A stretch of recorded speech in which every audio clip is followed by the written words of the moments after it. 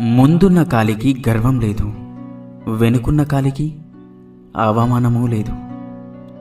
ఎందుకంటే ఆ రెండిటికి తెలుసు, ఒక్క క్షణం చాలు తమ స్థానం మారడానికని. నిజమే కదా? ప్రయత్నం నీ ధర్మం, ఫలితం ఆ దైవ నిర్ణయం. పరిస్థితులు కాల నిర్ణయం, ఎదుర్కోవడం నీ మనోధైర్యం. ఎకరాలుగా భూమిని కొంటున్న మనిషిని చూసి శ్మశానం నవ్విందట. ఎందుకో తెలుసా? నిన్ను కొనబోయేది నేనేనని, నీకు ఇవ్వబోయేది 6 అడుగులు మాత్రమేనని.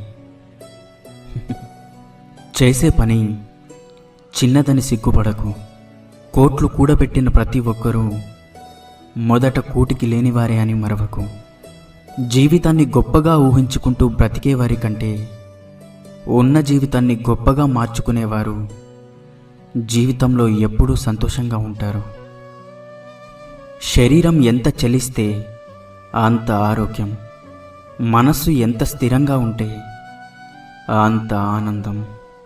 100 రకాలుగా ఆలోచించే తెలివితేటల కన్నా ఎంత కష్టం వచ్చినా చిరునవ్వు ఇచ్చే గుండె ధైర్యం ఎంతో గొప్పది.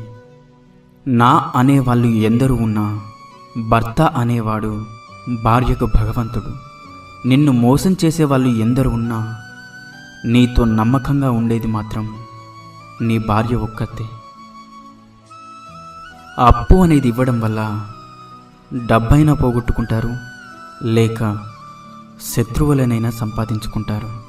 తప్పు చేసినప్పుడే కాదు, కొన్నిసార్లు మంచి చేసినప్పుడు కూడా శిక్ష అనుభవించాల్సి వస్తుంది.